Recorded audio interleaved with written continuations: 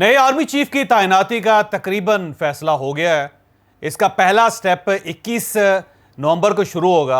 Monday को summary release होगी और इसके बाद इस पर 2 दिन मजीद लगेंगे।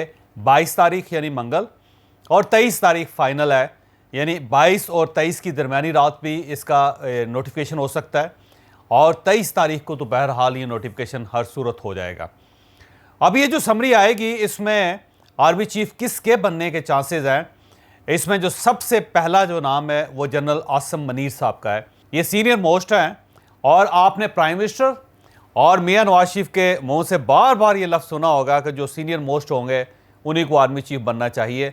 तो सबकी स्पेकुलेशन ये है कि जनरल आसिम मनीर साहब अगले आर्मी चीफ होंगे।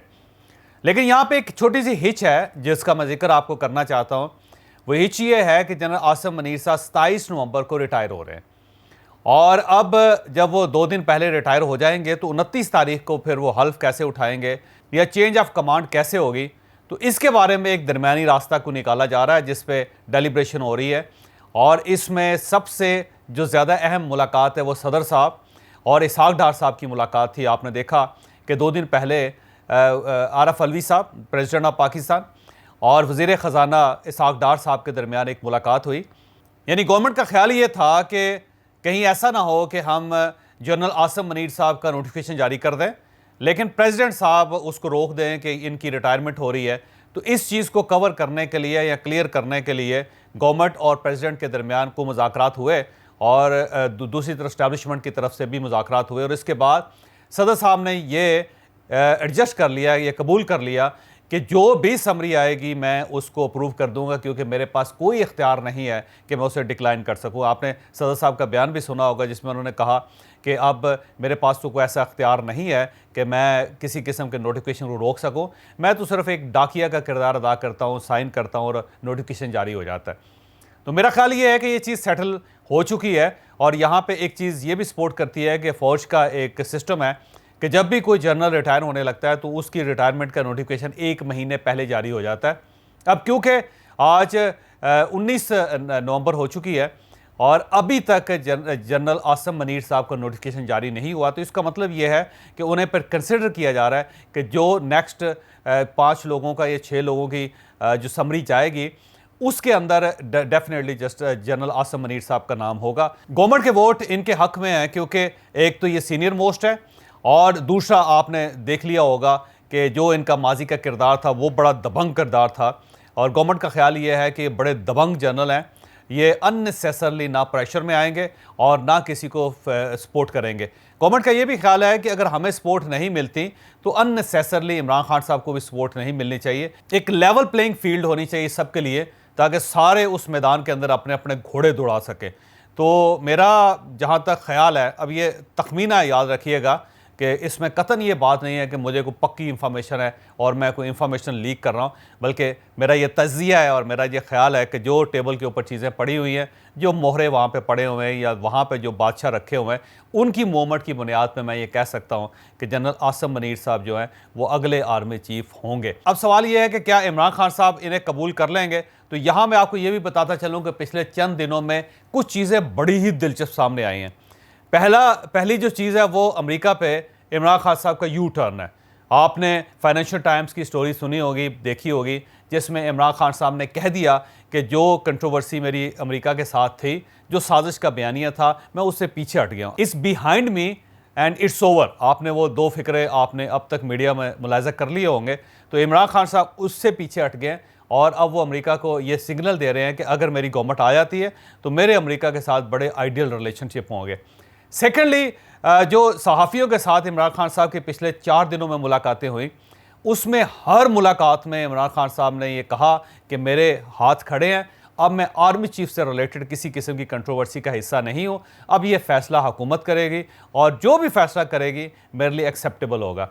अब यहाँ पे जब इमरान खान साहब से पूछा गया था कुछ लोगों ने कि ये बताइए कि क्या अगर गवर्नमेंट किसी भी आर्मी चीफ को तैनात कर देती है तो कहीं प्रेसिडेंट साहब इसमें प्रॉब्लम पैदा तो नहीं करेंगे। तो इमरान खान साहब का कहना था कि नहीं, सदर साहब किसी किस्म का मसला पैदा नहीं करेंगे और सदर साहब अगर गवर्नमेंट के साथ मिल रहे हैं तो मेरी इजाज़त से मिल रहे हैं।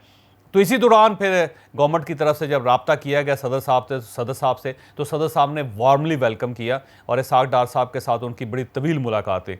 इस मुलाकात में बेशुमार चीज़ें तय होंगी। ज़ाहिर है इसहाक डार साहब उसके बाद खामोश हो गए और सदर साहब भी ज़्यादा गुफ्तगू नहीं कर रहे।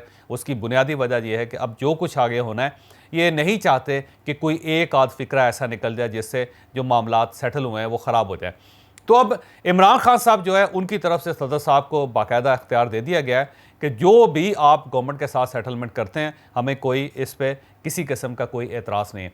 अब सवाल ये कि क्या ये एक खुले दिल के साथ इमरान खान साहब ये काम कर रहे हैं? मेरा ख्याल है ये गिव एंड टेक है और इमरान खान साहब ये जो फ़राख दिली का मुजाहरा कर रहे हैं, इसके जवाब में गवर्नमेंट की तरफ से भी इन्हें बहुत कुछ मिलेगा। गवर्नमेंट एक तो इनकी मर्ज़ी की FIR करवा देगी, लेकिन उस FIR में भी कुछ ना कुछ गवर्नमेंट की तरफ से रखा जाएगा कि जब तक कोई शख्स अपनी सीट पे है तो आप उसके ख़िलाफ़ कोई कार्रवाई नहीं कर सकते। तो कहीं ना कहीं से FIR में रिलीफ इमरान खान साहब को मिल जाएगी ताकि उनकी फेस सेविंग हो जाए। दूसरा, उन्हें इस्लामाबाद आने की इजाज़त होगी। जब वो लॉन्ग मार्च लेकर इस्लामाबाद आएंगे तो उन्हें परेड ग्राउंड में बैठने की, तकरीर करने की इजाज़त होगी, लेकिन वो सिर्फ एक दिन के लिए इस्लामाबाद आएंगे। यहाँ पे एक खौफनाक किस्म की तकरीर करेंगे और तकरीर में ये कहेंगे कि ये गवर्नमेंट ठीक नहीं है, इससे मैशत को तबाह कर दिया, इससे मुल्क को बर्बाद कर दिया, ये सारे चोर हैं, ये डाकू हैं और मैं इनके ख़िलाफ़ एक नया जहाद शुरू कर रहा हूँ और ये जहाद हर हल्के के अंदर होगा। तो इसके बाद वो हल्का दर हल्का इमरान खान साहब जाएंगे और वहाँ पे वो तकरीरें करेंगे और एक नई मूवमेंट शुरू करेंगे, लेकिन जो लॉन्ग मार्च होगा उसे कॉल ऑफ कर देंगे। लॉन्ग मार्च एक दिन का होगा, इस्लामाबाद इन्हें आने की इजाज़त होगी गवर्नमेंट की तरफ से। ये सिर्फ एक तकरीर करेंगे और इसके बाद वो लॉन्ग मार्च डिस्पर्स हो जाएगा, लोग अपने घरों को वापस चले जाएंगे और फिर इमरान खान साहब सेहतमंद होने के बाद हर हल्के के अंदर जाके वहाँ पे तकरीरें करेंगे, वहाँ से मामलात को मोबिलाइज़ करेंगे। तीसरी चीज़, अगर इमरान खान साहब कौमी असम्बली में वापस आना चाहें तो गवर्नमेंट उन्हें फैसिलिटेट करेगी, उनकी किसी किस्म की बुली नहीं की जाएगी, उनके खिलाफ कोई तकरीर नहीं की जाएगी, उन्हें वार्मली वेलकम किया जाएगा। जब इमरान खान साहब शाह महमूद कुरैशी साहब के साथ कौमी असम्बली में आएंगे तो सब लोग डेस्क बजा के उन सब का इस्तकबाल करेंगे। तो तीसरी चीज़ जो मेरा ख्याल है फेस सेविंग गवर्नमेंट की तरफ से इमरान खान साहब को ये मिलेगी और इन्हें अपोजिशन लीडर भी बनाया जाएगा या शाह महमूद कुरैशी साहब को अपोजिशन लीडर बना दिया जाएगा इमरान खान साहब की तरफ से। तो ये एक तीसरी मेरा ख्याल है गिव एंड टेक है इस सारे मामले में। और जो चौथा गिव एंड टेक है वो ये है कि दोनों अपने अपने हॉर्सेस को होल्ड करेंगे। गवर्नमेंट की तरफ से इमरान खान साहब की करैक्टर असैसिनेशन नहीं होगी और इमरान खान साहब की तरफ से गवर्नमेंट के ऊपर बहुत ज़्यादा एतराज़ या एक ब्लो द बेल्ट एतराज़ात नहीं होंगे। और पांचवी चीज़ जो है वो ये है कि घड़ी के इशू को अननेसेसरी नहीं उठाया जाएगा।